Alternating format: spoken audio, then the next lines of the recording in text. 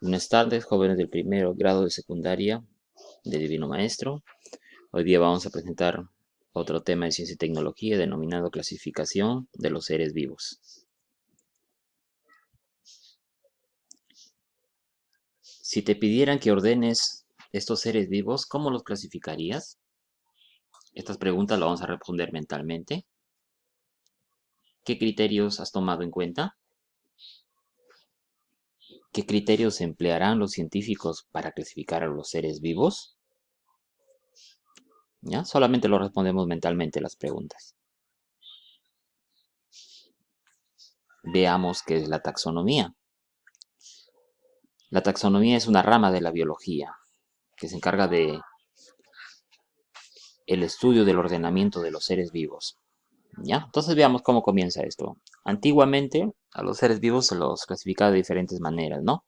Seres vivos terrestres, acuáticos, carnívoros, herbívoros, ¿no? Etcétera, etcétera, ¿no? Es un criterio donde, por ejemplo, acuáticos puedo poner a un delfín y a un pez como si fueran del mismo grupo cuando son seres vivos muy diferentes. Entonces, estaban mal clasificados. Y aparece en el siglo XVIII un científico sueco llamado Carl von Linneo o Carlos Linneo, más conocido así, y define criterios de clasificación científica para los seres vivos. Él estableció grupos jerarquizados a los que le denominan los taxones, que son categorías de clasificación. Entonces, así nace la taxonomía, que es la ciencia que ordena a los organismos vivos en categorías o taxones, de acuerdo con sus semejanzas estructurales, funcionales o evolutivas. Y estas categorías que propone Linneo son las siguientes en grado de complejidad, el más complejo o el más sencillo. El reino, el filon o filo, que se emplea para animales. En plantas se emplea el término división. La clase, el orden, la familia, el género y la especie. Estos son los principales porque existen también otras categorías. La especie es la unidad básica de clasificación para los seres vivos. La especie es un grupo de individuos que comparten características anatómicas, fisiológicas y evolutivas y presentan capacidad reproductiva, vale decir, pueden tener una descendencia fértil. Los individuos de una misma especie están aislados reproductivamente de otro, es decir, solo se reproducen entre ellos, ¿no? Por ejemplo, si yo tengo una gallina y un gallo, entre ellos pueden tener sus crías, ¿no? Si yo tengo un pavo y una gallina, no pueden tener crías porque son especies diferentes. Las especies relacionadas entre sí se agrupan en géneros. Los géneros los podemos agrupar en familias, estas familias las agrupamos en órdenes y los órdenes en clases. Varias clases van a formar el filo, ¿no? En el caso de animales o división en el caso de las plantas. Y si seguimos el grado de complejidad, se forman los reinos. Por ejemplo, en este dibujo tenemos el reino animal y a diferentes tipos de animales, pero a mí solamente me interesa el lobo, ¿no? Pertenece al filo de los cordados, ahí están los vertebrados. Pero no cualquier vertebrado, el lobo pertenece a la clase de mamíferos, pero hay varios tipos de mamíferos. Dentro de la clase de mamíferos está la orden carnívoros, pero también hay varios tipos de carnívoros. Dentro de los carnívoros están la familia de los cánidos, pero ahí el lobo no es el único. Al género al que pertenece el lobo es Canis, pero ahí también lo tenemos al perro. La especie de lobo se denomina Canis lupus. Estamos clasificándolo en este caso a este ser vivo. Veamos a qué le llamamos el nombre científico. Cada especie recibe diversos nombres comunes según cada idioma e incluso según en cada región. Así, lo que en el castellano llamamos rana común, por ejemplo en el inglés se denomina frog, en el francés grenouille, etc. Otro ejemplo más concreto, acá en el Perú nosotros sabemos que es un cuy en el norte, ¿no? Si nos vamos al sur, en Arequipa, al cuy le denominan conejo y nosotros la idea de conejo es otro animal, ¿no? El conejo allá en Arequipa le llaman liebre, o sea, cada lugar le da un nombre diferente. Al conejo también se le conoce como conejilla de Indias, cobayo también se le llama, ¿no? Tiene varios nombres y eso genera confusión, ¿eh? Entonces, todos estos nombres comunes refiriéndose a una misma especie crean dificultades de entendimiento y se prestan a confusiones. Y los científicos no deben de confundirse, deben ser objetivos. Linneo estableció una forma universal para designar las especies, mediante un nombre científico, y evitar esas confusiones. El sistema se le conoce como nomenclatura binomial, ya que utiliza dos nombres. El primero corresponde al género, y su primera letra del género siempre se escribe con mayúscula, y el segundo señala la diferencia y se escribe con minúscula. Todo en cursiva. El segundo hace referencia a la especie. El conjunto de ambos nombres corresponden a la especie. Así, el nombre científico del animal conocido vulgarmente como paloma o lo conocemos algunos como coculí, su nombre científico, su género es Zenaida y la especie es meloda, vale decir, nombre científico es Zenaida meloda, género y especie. Recuerden el género, la primera letra con mayúscula, el resto con minúscula y la especie todo con minúscula. En el caso, ¿no es cierto?, de la rana común es Pelophylax perezi, su nombre científico. Aunque conocemos muchos seres vivos por su nombre común o vulgar, se utiliza el nombre científico por las siguientes razones. Primero, la mayor parte de las especies conocidas no tienen nombre vulgar, bien porque son microscópicas o porque no hay necesidad concreta de nombrarlas.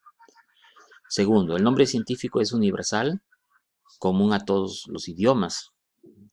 Vale decir, el nombre científico del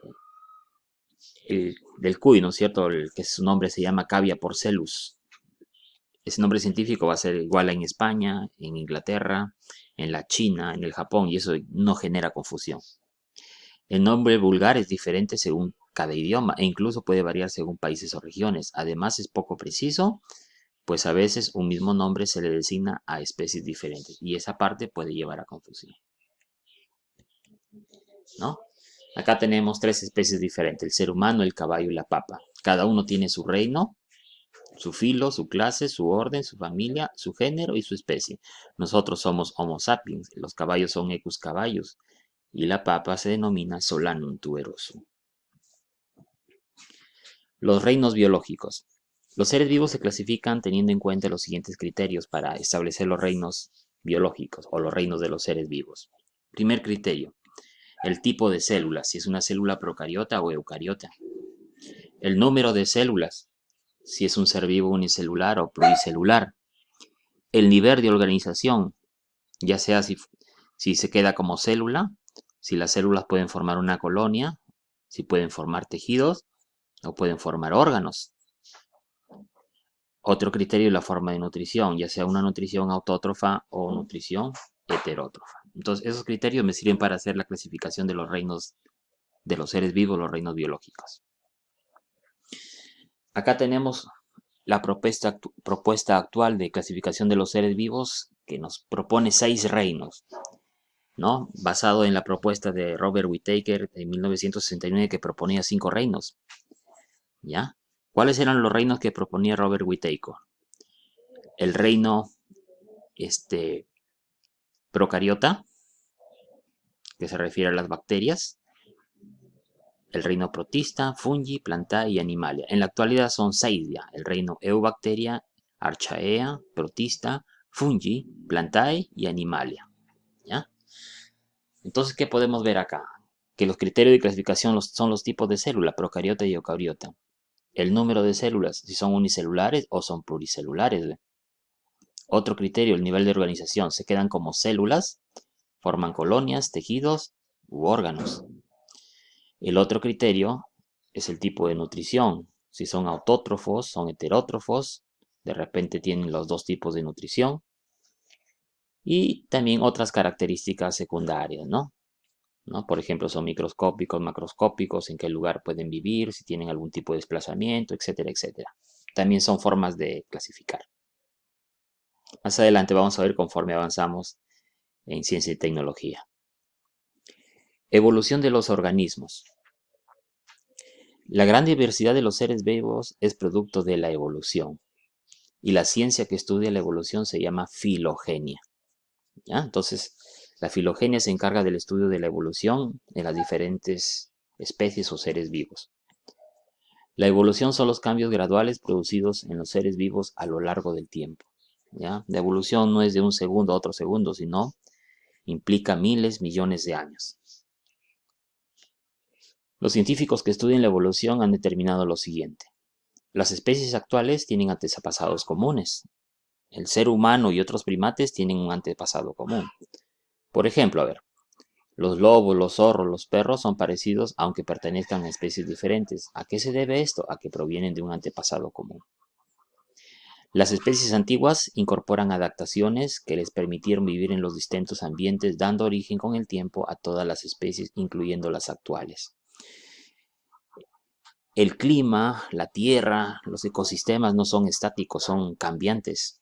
Y los seres vivos tienen que adaptarse a esos cambios. Y eso origina que los que estén mejores adaptados a esos cambios puedan evolucionar. Y los que no, simplemente terminan por extinguirse.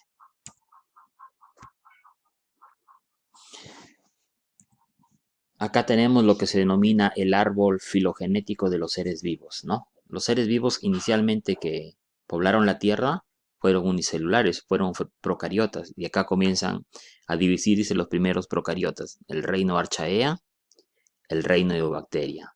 Después los seres vivos comenzaron a transformarse en células eucariotas, algunos unicelulares y otros se hicieron pluricelulares. Siguió pasando el tiempo y algunos de ellos comenzaron a evolucionar hacia el reino de los hongos, hacia el reino de las plantas y hacia el reino de los animales, ¿no? Hasta lo que en la actualidad conocemos las diferentes especies. Pero esto significa que han tenido que ir evolucionando de las más sencillas a las más complejas, por supuesto. Actividades. Se te propone la siguiente actividad, un enigma por resolver. Un grupo de estudiantes realizan una visita de estudio a la playa del Silencio en Huanchaco. En el lugar observaron a los lobos marinos y notaron el gran parecido entre ellos y las focas comunes.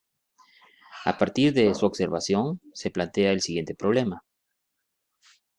¿Pertenecen la foca común y el lobo marino a la misma familia? ¿Por qué? Plantea tu hipótesis al respecto y qué harías para resolver este problema. Bueno, hasta aquí nos quedamos. Hasta la próxima clase.